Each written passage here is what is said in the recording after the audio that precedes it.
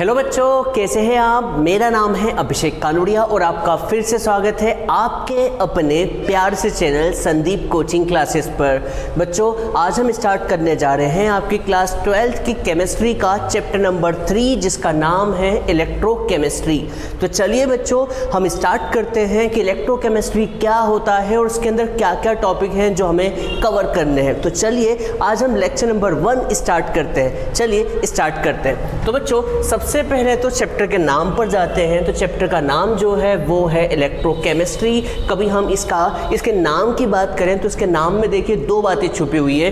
पहली बात तो क्या है बच्चों, इलेक्ट्रो, और दूसरी बात जो है वो है केमिस्ट्री। तो यहाँ पर कभी हम इसका संधि विच्छेद करें तो इलेक्ट्रोकेमिस्ट्री में हम किसकी बात करेंगे, इलेक्ट्रिकल एनर्जी।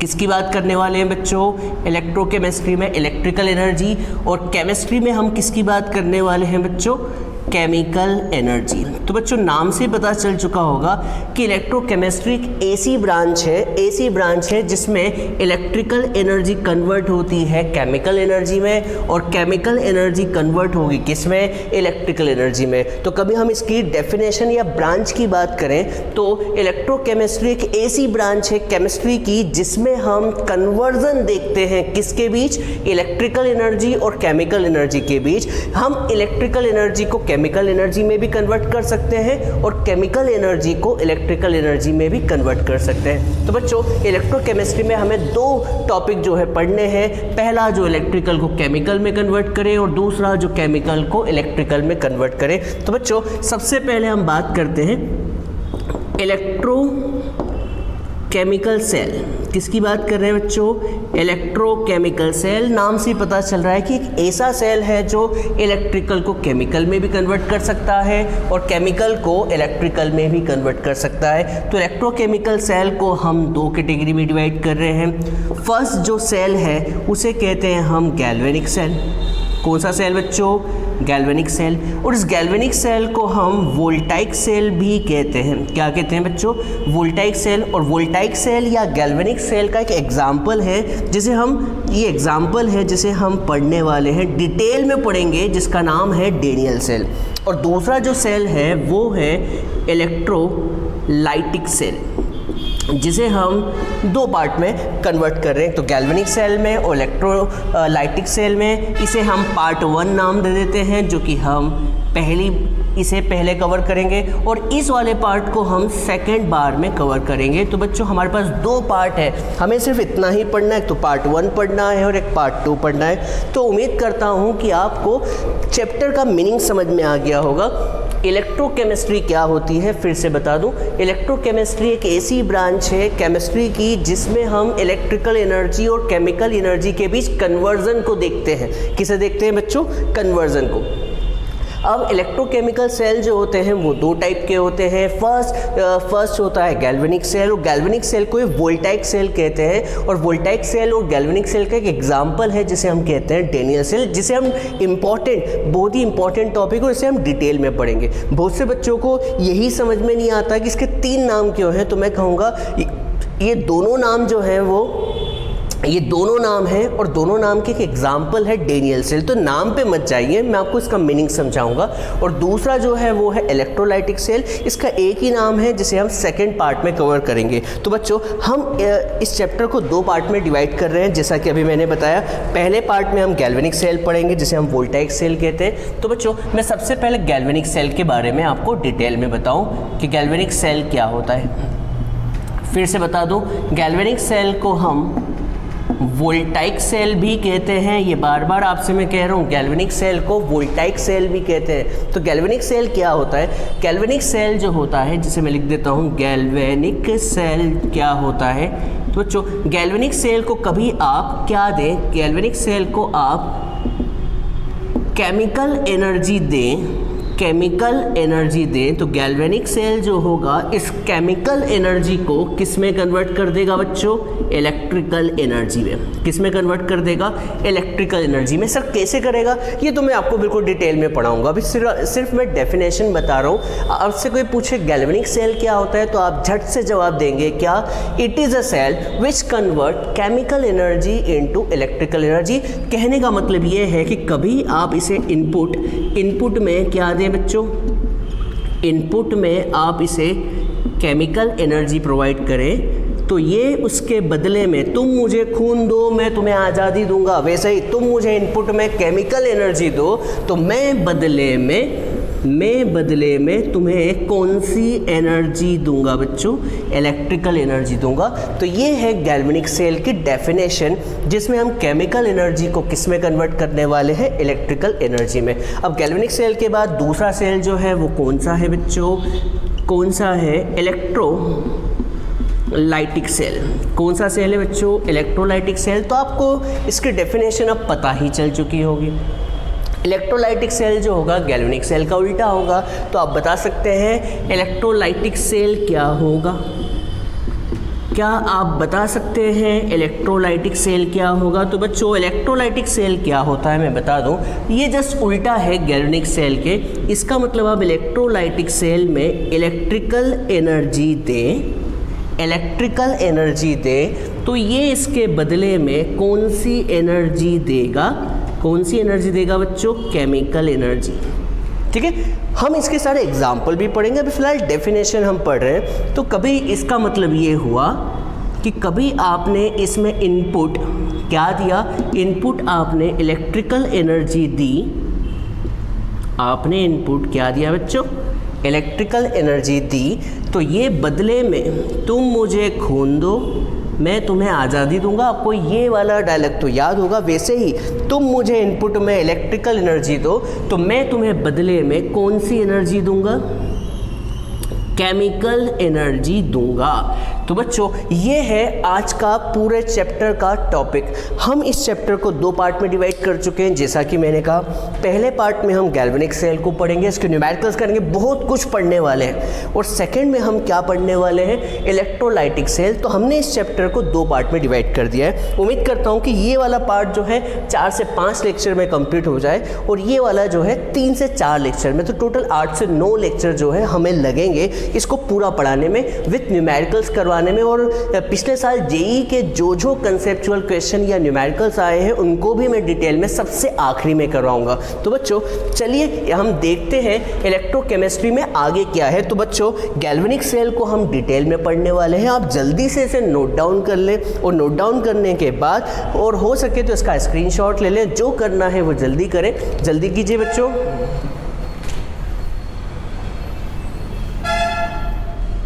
तो चलिए बच्चों चैप्टर को स्टार्ट करते हैं। तो अभी मैंने कहा कि हम इस चैप्टर को दो पार्ट्स में डिवाइड करने वाले हैं। पार्ट 1 में हम गैल्वेनिक सेल को पढ़ेंगे और सेकंड पार्ट में इलेक्ट्रोलाइटिक सेल में को पढ़ेंगे। तो अभी हम 2 से 3 लेक्चर तक सिर्फ और सिर्फ गैल्वेनिक सेल के बारे में स्टडी कर रहे हैं। तो बच्चों गैल्वेनिक सेल को स्टार्ट करने वाला हूं, पर उससे पहले मैं आपको इस चैप्टर का इतिहास बता दूं, इस चैप्टर की हिस्ट्री बता दूं। उस हिस्ट्री में हमने कुछ एक्सपेरिमेंट किए थे, तो मैं आपको एक्सपेरिमेंट का नॉलेज देना चाहता हूं। देखिए क्या हुआ। तो यहाँ पर मैं आपको इस चैप्टर की क्या बताने जा रहा हूँ बच्चों? हिस्ट्री बताने जा रहा हूँ कि यार ये चैप्टर आखिर हुआ क्यों। और इस हिस्ट्री में एक एक्सपेरिमेंट हुआ। इस हिस्ट्री में क्या हुआ बच्चों? हमारे साइंटिस्ट बहुत ही होनहार हैं और इन साइंटिस्ट ने कुछ एक्सपेरिमेंट किए। तो मैं आपको यहाँ पर एक एक्सपेरिमेंट बताना चाहूँगा। इस एक्सपेरिमेंट में क्या हुआ तो बच्चों मैं इस एक्सपेरिमेंट में बता दूँ क्या हुआ। मान लीजिए एक कंटेनर है। क्या है बच्चों? एक कंटेनर है और इस कंटेनर में एक रॉड रखी हुई है। क्या रखी हुई है बच्चों? रॉड रखी हुई है। ये जो रॉड है, ये जो रॉड ली है, ये एक्सपेरिमेंट में आपको बता रहा हूँ। ये जो रॉड है किसकी रॉड है बच्चों? जिंक की। क्या है बच्चों? जिंक रॉड, जिसे हम आगे चल के इलेक्ट्रोड भी कहेंगे। तो अभी फ़िलहाल मैं जिंक रॉड ही कह रहा हूँ, पर फिर भी आपके नॉलेज के लिए मैं जिंक लिख देता हूँ, इलेक्ट्रोड लिख देता हूँ। इस जिंक रॉड को क्या किया गया? इस जिंक रॉड को क्या किया गया बच्चों? एक सॉल्यूशन में डिप किया। कौन से सॉल्यूशन में डिप किया? इसको डीप किया किस सॉल्यूशन में, इस सॉल्यूशन का जो नाम है वो है कॉपर सल्फेट का एक्वस सॉल्यूशन। आपको ये बात पता होना चाहिए कि कॉपर सल्फेट जो होता है वो ब्लू कलर का होता है। किस कलर का होता है बच्चों? कॉपर सल्फेट का जो एक्वस सॉल्यूशन होता है ब्लू, ये हमने 10th क्लास में बहुत पढ़ा है। कॉपर सल्फेट ब्लू कलर का होता है, आयरन सल्फेट पेल ग्रीन कलर का होता है, ये बहुत ही फेमस है। तो कॉपर सल्फेट ब्लू कलर का होता है। और आपसे कोई पूछे कि भैया कॉपर सल्फेट ब्लू कलर का क्यों है, तो आपको याद होगा कॉपर सल्फेट ब्लू किस वजह से है, इसके अंदर प्रेजेंट Cu+2 आयन की वजह से। किसकी वजह से बच्चों? Cu+2 आयन की वजह से ही ये ब्लू कलर का होता है। तो बच्चों अभी फिलहाल दिखाने के लिए काम करता हूँ मैं, इस रॉड को ब्लू नहीं करते हुए रेड बना देता हूँ, जिससे हमें ज़्यादा अच्छे से समझ में आए। इस रॉड को मैं किस कलर की बना देता हूँ? रेड कलर की। किस कलर की बनाई बच्चों? मैंने रेड कलर की, जिससे ज़्यादा समझ में आए। ये ब्लू कलर है और ये रेड कलर की मैंने रॉड बना दी, ये रेड कलर की रॉड। अब क्या किया हमने, इस जिंक रॉड को इस सॉल्यूशन में डाले रखा। कितने घंटे के लिए? 1 से 2 घंटे के लिए। कितने घंटे के लिए? हमने इसे 1 से 2 घंटे के लिए रखा। अब क्या हुआ, जैसे ही 1 से 2 घंटे बाद हम वापस आए तो हमने कुछ ऑब्जर्वेशन देखे। क्या ऑब्जर्वेशन देखे? तो मैं आपको कुछ ऑब्जर्वेशन बताना चाह रहा हूँ कि क्या ऑब्जर्वेशन देखें। तो बहुत से बच्चे सोच रहे हैं कि ये क्यों पढ़ा रहे हैं हम। मैं इसलिए इसे पढ़ा रहा हूँ क्योंकि आपको डिटेल में पता चले कि चैप्टर की शुरुआत हुई तो किस वजह से हुई।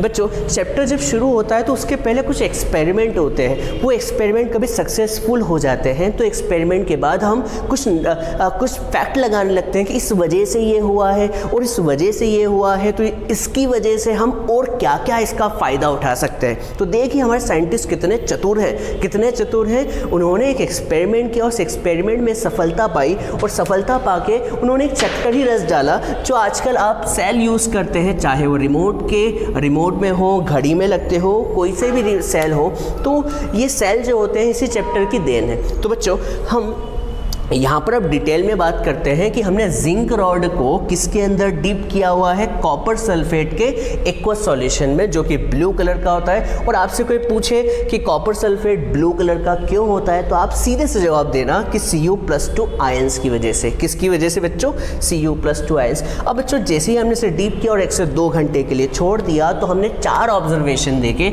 तो पहला ऑब्जर्वेशन क्या देखा हमने? पहला ऑब्जर्वेशन देखा कि जो जिंक रॉड है, जिंक रॉड का जो वेट है वो क्या हो गया? रिड्यूस हो गया। इसका मतलब ये हुआ कि भैया जिंक जो पहले कुछ वेट की थी पर 1 से 2 घंटे बाद उसका वेट क्या हो गया बच्चों? रिड्यूस हो गया, या फिर कहें कम हो गया। अब ये क्यों हुआ, यही तो मेन चीज़ है। क्यों हुआ होगा ये सब कुछ मैं बताऊंगा। जिंक का वेट जो है रिड्यूस हुआ। साथ के साथ हमने एक चीज़ ऑब्जर्व की 2 घंटे बाद कि जो कॉपर सल्फेट का जो सॉल्यूशन है, कॉपर सल्फेट का जो ब्लू कलर था वो क्या होने लगा? फेड होने लगा। क्या होने लगा? फेड होने लगा। और थोड़ी देर बाद क्या हो चुका था? वो कलरलेस। अब आपसे कोई पूछे ये भी क्यों हुआ, तो जवाब आपको धीरे धीरे मिलेगा। क्या हुआ होगा सब कुछ मैं अभी आपको सिर्फ ऑब्जर्वेशन बता रहा हूँ। पहली चीज़ क्या देखी कि जो जिंक की रॉड है उसका वेट कम हो गया। पहले कुछ वेट था, उसके बाद हमने जैसे वेट नापा तो वेट क्या हो चुका है? कम हो चुका है। यहाँ से ये वेट जो है अभी इस तरह के साइज़ हो गया इसका। देखिए पहले लाल कलर का था, अभी इस तरह का वेट रिड्यूस होके वो गलने लगी, सॉल्यूशन में गलने लगी, और गलने के बाद इसका वेट रिड्यूस हो गया। और साथ के साथ हमने क्या देखा कि जो कॉपर सल्फेट जो ब्लू कलर था उसका रंग फीका पड़ने लगा, और फीका पड़ते पड़ते क्या हो गया? कलरलेस हो गया। अब तीसरा ऑब्जर्वेशन क्या देखा? देखिएगा तीसरा ऑब्जर्वेशन ये देखा कि जो है ना सॉल्यूशन है, उस सॉल्यूशन के नीचे ये लाल कलर का कुछ डिपॉजिट होने लगा। क्या डिपॉजिट होने लगा? कुछ लाल कलर का डिपॉजिट होने लगा। तो हम लिखेंगे red colour deposition is spotted at the bottom at the bottom of vessel. Sir क्या हुआ, ये बात समझ में नहीं है। देखिए तीसरा ऑब्जर्वेशन ये है कि पहला तो आपको समझ में आ गया कि जो जिंक रॉड है उसका वेट कम हो गया, दूसरा जो है कॉपर सल्फेट का ब्लू कलर फेड होने लगा, और तीसरी चीज़ क्या है कि ज़मीन पर या सॉरी कॉपर यहाँ पर वेसल के बॉटम पर रेड कलर का डिपोजिशन नीचे पड़ा दिखा कि ये लाल कलर का डिपोजिशन क्या है। अब चौथा ऑब्जर्वेशन भी सुनेंगे तो आश्चर्य में पड़ जाएंगे। चौथा ऑब्जर्वेशन ये है कि मान लीजिए कभी आपने यहाँ पर एक थर्मामीटर लगा दिया। क्या लगा दिया बच्चों? थर्मामीटर लगा दिया। ये थर्मामीटर आपको दिख रहा होगा, ये थर्मामीटर। जैसे ही थर्मामीटर लगाया और हमने इस सॉल्यूशन का टेम्परेचर मेज़र किया तो यहाँ पर ये देखा कि भैया टेम्परेचर ऑफ सॉल्यूशन इंक्रीजेस, या फिर क्या हो चुका है, इसका टेम्परेचर राइज हो चुका है। क्या हो चुका है बच्चों? राइज हो चुका है। तो देखिए इस चैप्टर के शुरू होने से पहले साइंटिस्ट ने ये जो एक्सपेरिमेंट किया उससे क्या क्या कंक्लूजन निकाले। पहला तो भैया जो रॉड थी वो गलने लगी, दूसरा क्या जो सॉल्यूशन था ब्लू कलर का वो फेड होने लगा, और तीसरा क्या नीचे डिपोजिशन ऑकर हो गई, और चौथा क्या हुआ? चौथा ये हुआ कि टेम्परेचर राइज हुआ। अब साइंटिस्ट ने सोचा आखिर ऐसा क्यों हो रहा है, आखिर ऐसा क्यों हो रहा है? क्योंकि जिंक जो है, अब देखिए क्या सोचा उन्होंने कि जिंक का वेट रिड्यूस हो रहा है, इसका मतलब ये हुआ होगा कि जो जिंक जो फिलहाल क्या था, सॉलिड था, उसका वेट रिड्यूस होके वो क्या बन गया बेटा? जिंक आयन, और 2 इलेक्ट्रॉन लूज किए। ये नहीं आया समझ में। देखिए क्या हो, आपसे कोई पूछे कि भैया रॉड जो है जिंक की थी उसका साइज़ कम हो गया, तो आप कहेंगे भैया साइज़ कम हुआ तो गिरा तो कहाँ होगा? गिरा कहाँ होगा? वेसल में ही गिरा होगा। तो किस फॉर्म में गिरा होगा? क्योंकि हमें जिंक तो दिख ही नहीं रहा था, हमें जिंक नहीं दिख रहा था। तो यहाँ पर जो जिंक था वो क्या हो चुका है बच्चों? रिड्यूस हो चुका है। क्या हो चुका है? ऑक्सीडाइज हो चुका है। तो यहाँ पर जिंक क्या हो चुका है बेटा? ऑक्सीडाइज हो चुका है। ये ऑक्सीडेशन बाद में बताऊँगा, अभी फ़िलहाल हमने क्या ऑब्जर्व किया इस बारे में चर्चा करते हैं। तो जिंक जो है वो क्या हुआ है? जिंक जो रॉड थी धीरे धीरे गलने लगी। सर क्यों गलने लगी? क्योंकि जिंक जो है वो Zn+2 में कन्वर्ट हो गई। क्या कन्वर्ट हुई बच्चों? Zn+2 में कन्वर्ट हो गई और 2 इलेक्ट्रॉन लूज कर दी। इसको भी हम डिटेल में पढ़ेंगे। साथ के साथ हमने क्या देखा? साथ के साथ हमने ये देखा कि ये जो Cu+2 के जो आयंस थे, अब आप कहेंगे कि सर कॉपर सल्फेट का कलर फेड क्यों हुआ? इसलिए फेड हुआ क्योंकि Cu+2 अब Cu+2 नहीं रहा होगा। क्यों नहीं रहा होगा? क्योंकि Cu+2 ने ये 2 इलेक्ट्रॉन को क्या कर लिया बच्चों? ये Cu+2 के जो एक्वस आयन थे, क्या थे बच्चों? ये एक्वस में कन्वर्ट हुआ था। एक्वस आयन थे, उन्होंने 2 इलेक्ट्रॉन को एक्सेप्ट किया और क्या बन गया बच्चों? Copper sulphate. और कॉपर सल्फेट किस कलर का होता है? आप जानते हैं रेडिश ब्राउन कलर का। आपके घरों में थालियाँ होती है किसकी? कॉपर की, तांबे की थालियाँ, जिससे आप मंदिर में पूजा करते हैं, आपने देखा होगा। तो यहाँ पर देखिए 2 चीज़ हुई। क्या? जिंक का वेट रिड्यूस हुआ, और वेट रिड्यूस क्यों हुआ होगा? क्योंकि जिंक जो सॉलिड स्टेट में था वो किस में कन्वर्ट होने लगा? आयंस में, Zn+2। और वो आयंस कहाँ है? वो आयंस कहाँ स्टोर होने लगे बच्चों? कहाँ स्टोर होने लगे?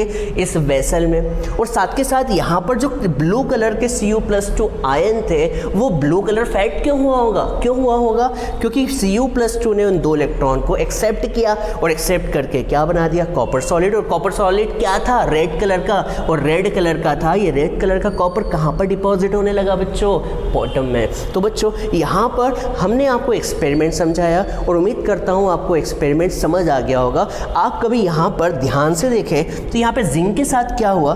जिंक के साथ ये हुआ कि जिंक ने 2 इलेक्ट्रॉन लूज किए, और आप जानते हैं बच्चों loss of electron is called oxidation. क्या हुआ बच्चों? ऑक्सीडेशन हुआ।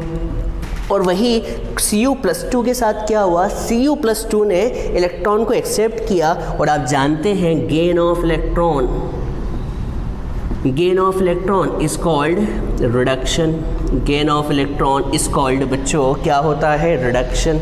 इसका मतलब यहाँ पर इस पूरे वेसल में 2 चीज़ एक साथ हो रही थी। क्या क्या चीज़ हो रही है? ऑक्सीडेशन भी हो रही है और साथ के साथ रिडक्शन भी हो रहा है। और आप जानते हैं ऑक्सीडेशन और रिडक्शन दोनों को मिलाकर हम कौन सी रिएक्शन कहते हैं? ये पिछले साल चैप्टर भी था। कौन सी रिएक्शन कहते हैं बच्चों? Redox reaction.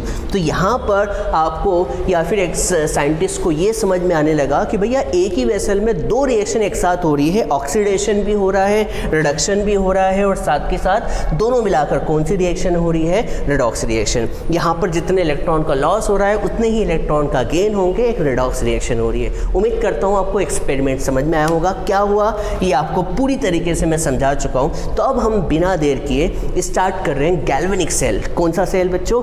गैल्वेनिक सेल, जिसे हम डिटेल में पढ़ने वाले हैं। तो ये हिस्ट्री का आप स्क्रीनशॉट ले लें, लिखना हो तो जल्दी से लिख लें, जल्दी कीजिए।